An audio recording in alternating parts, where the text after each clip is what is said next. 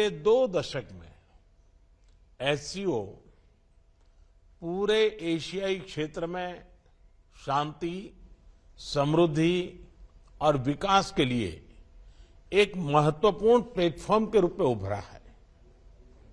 इस क्षेत्र के साथ भारत के हजारों वर्ष पुराने सांस्कृतिक और पीपल टू पीपल संबंध हमारी साझा विरासत का जीवंत प्रमाण है। हम इस क्षेत्र को एक्सटेंडेड नेबरहुड ही नहीं, एक्सटेंडेड फैमिली की तरह देखते हैं। एक्सेलेंसीज, एससीओ के अध्यक्ष के रूप में भारत ने हमारे बहुआयामी सहयोग को नई ऊंचाइयों तक ले जाने के लिए निरंतर प्रयास किए हैं। इन सभी प्रयासों को हमने 2 मूलभूत सिद्धांतों पर आधारित किया है। पहला, वसुधैव कुटुंबकम, यानी पूरा विश्व एक परिवार है। यह सिद्धांत प्राचीन समय से हमारे सामाजिक आचरण का अभिन्न अंग रहा है और आधुनिक समय में भी हमारे लिए एक नई प्रेरणा और ऊर्जा का स्रोत है। और दूसरा, सिक्योर यानी security, economic development, connectivity, unity, respect for sovereignty and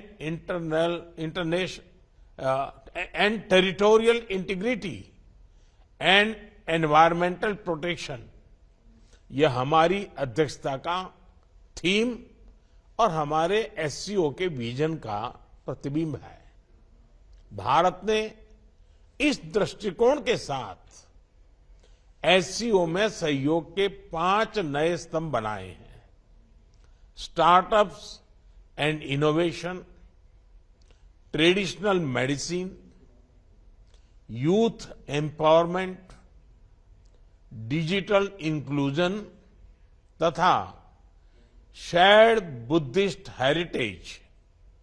excellencies, Bharat ने एससीओ की अपनी अध्यक्षता के अंतर्गत 140 से अधिक कार्यक्रमों और सम्मेलनों और बैठकों की मेजबानी की। हमने एससीओ के सभी ऑब्जर्वर्स और डायलॉग पार्टनर्स को 14 विभिन्न कार्यक्रमों में शामिल किया है। एससीओ की 14 मंत्री स्तर की बैठकों में हमने मिलकर कई महत्वपूर्ण दस्तावेज तैयार किए हैं। इनसे हम अपने सहयोग में नए और आधुनिक आयाम जोड़ रहे हैं, जैसे ऊर्जा क्षेत्र में इमर्जिंग फ्यूल्स पर सहयोग, ट्रांसपोर्ट के क्षेत्र में डीकार्बनाइजेशन और डिजिटल ट्रांसफॉर्मेशन में सहयोग, डिजिटल पब्लिक इंफ्रास्ट्रक्चर के क्षेत्र में सहयोग। भारत का प्रयास रहा है कि एससीओ में सहयोग केवल सरकारों तक सीमित न रहे। लोगों के बीच संपर्क और गहरा करने के लिए भारत की अध्यक्षता में नई पहलें ली गई हैं। पहली बार SCO millet food festival, film festival, SCO Surajkund craft mela, think tank conference, international conference on shared buddhist heritage का आयोजन किया गया। एससीओ की पहली पर्यटन एवं सांस्कृतिक राजधानी इटर्नल सिटी वाराणसी अलग अलग कार्यक्रमों के लिए आकर्षण का केंद्र बनी। एससीओ देशों के युवाओं की ऊर्जा और प्रतिभा को सार्थक करने के लिए हमने young scientist conclave, young authors conclave, young resident scholars programme, startup forum, youth council जैसे नए फोरम्स का आयोजन किया। एक्सेलेंसीज, वर्तमान समय में वैश्विक स्थिति एक महत्वपूर्ण पड़ाव पर है। विवादों, तनावों और महामारी से घिरे विश्व में फूड, फ्यूल और फर्टिलाइजर क्राइसिस सभी देशों के लिए एक बड़ी चुनौती है। हमें मिलकर यह विचार करना चाहिए कि क्या हम एक संगठन के रूप में हमारे लोगों की अपेक्षाओं और आकांक्षाओं को पूरा करने में समर्थ हैं? क्या हम आधुनिक चुनौतियों का सामना करने में सक्षम हैं? क्या एससीओ एक ऐसा संगठन बन रहा है जो भविष्य के लिए पूरी तरह से तैयार हो? इस विषय में भारत एससीओ में सुधार और आधुनिकीकरण के प्रस्ताव का समर्थन करता है। एससीओ के अंतर्गत भाषा संबंधी बाधाओं को हटाने के लिए हमें भारत के AI based language platform Bhashini को सभी के साथ साझा करने में खुशी होगी। यह digital technology for inclusive growth का एक उदाहरण बन सकता है। यूएन सहित अन्य वैश्विक संस्थानों में भी सुधार के लिए एससीओ एक महत्वपूर्ण आवाज बन सकता है। मुझे खुशी है कि आज ईरान एससीओ परिवार में एक नए सदस्य के रूप में जुड़ने जा रहा है। इसके लिए मैं राष्ट्रपति राइसी और ईरान के लोगों को बहुत बहुत शुभकामनाएं देता हूं।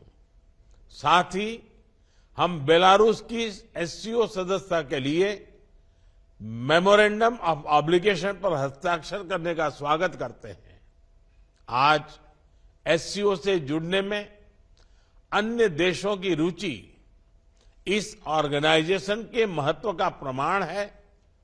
इस प्रक्रिया में यह आवश्यक है कि एससीओ का मूल फोकस मध्य एशियाई देशों के हितों और आकांक्षाओं पर केंद्रित रहे। एक्सेलेंसी, आतंकवाद क्षेत्रीय एवं वैश्विक शांति के लिए प्रमुख खतरा बना हुआ है। हम चुनौती से निपटने के लिए निर्णायक कार्रवाई आवश्यक है। आतंकवाद चाहे किसी भी रूप में हो, किसी भी अभिव्यक्ति में हो, हमें इसके विरुद्ध मिलकर लड़ाई करनी होगी। कुछ देश क्रॉस बॉर्डर टेररिज्म को अपनी नीतियों के इंस्ट्रूमेंट के रूप में इस्तेमाल करते हैं, आतंकवादियों को पनाह देते हैं। एससीओ को ऐसे देशों की आलोचना में कोई संकोच नहीं करना चाहिए। ऐसे गंभीर विषय पर दोहरे मापदंड के लिए कोई स्थान नहीं होना चाहिए। टेरर फाइनेंसिंग से निपटने के लिए हमें भी आपसी सहयोग बढ़ाना चाहिए। इसमें एससीओ के रेट्स मैकेनिज्म की महत्वपूर्ण भूमिका रही है। हमारे देशों के युवाओं के बीच रेडिकलाइजेशन के फैलावे को रोकने के लिए भी हमें और सक्रिय रूप से कदम उठाने चाहिए। रेडिकलाइजेशन के विषय में आज जारी की जा रही ज्वाइंट स्टेटमेंट हमारी साझा प्रतिबद्धता का प्रतीक है। एक्सेलेंसी, अफगानिस्तान की स्थिति का हम सभी की सुरक्षा पर सीधा प्रभाव पड़ा है। अफगानिस्तान को लेकर भारत की चिंताएं और अपेक्षाएं एससीओ के अधिकांश देशों के समान है। हमें अफगानिस्तान के लोगों के कल्याण के लिए मिलकर प्रयास करने होंगे।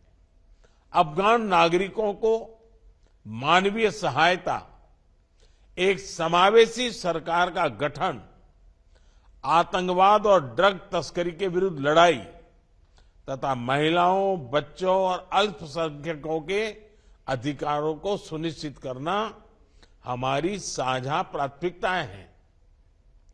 भारत और अफगानिस्तान के लोगों के बीच सदियों पुराने मैत्रीपूर्ण संबंध रहे हैं। पिछले 2 दशकों में हमने अफगानिस्तान के आर्थिक और सामाजिक विकास के लिए योगदान दिया है। 2021 के घटनाक्रम के बाद भी हम मानवीय सहायता भेजते रहे हैं। यह आवश्यक है कि अफगानिस्तान की भूमि पड़ोसी देशों में अस्थिरता फैलाने या एक्सट्रीमिस्ट विचारधाराओं को प्रोत्साहित करने के लिए उपयोग न की जाए। एक्सेलेंसी, किसी भी क्षेत्र की प्रगति के लिए मजबूत कनेक्टिविटी का होना बहुत ही आवश्यक है। बेहतर कनेक्टिविटी आपसी व्यापार ही नहीं, आपसी विश्वास भी बढ़ाती है। किंतु इन प्रयासों में एससीओ चार्टर के मूल सिद्धांतों, विशेष रूप से सदस्य देशों की संप्रभुता और क्षेत्रीय अखंडता का सम्मान करना बहुत ही आवश्यक है। ईरान की एससीओ सदस्यता के बाद हम चाबहार पोर्ट के बेहतर उपयोग के लिए काम कर सकते हैं। मध्य एशिया के लैंडलॉक्ड देशों के लिए international north south transport corridor Indian ocean तक पहुंचने का एक सुरक्षित और सुगम रास्ता बन सकता है। हमें इसका पूरा पोटेंशियल रियलाइज करना चाहिए। एक्सेलेंसी, एससीओ विश्व के 40% लोगों और वैश्विक अर्थव्यवस्था के लगभग 1/3 का प्रतिनिधित्व करता है और इस कारण यह हमारी साझा जिम्मेदारी है कि हम एक दूसरे की जरूरतों और संवेदनशीलताओं को समझें, बेहतर सहयोग तथा समन्वय के माध्यम से सभी चुनौतियों का समाधान करें और हमारे लोगों के कल्याण के लिए निरंतर प्रयास करें।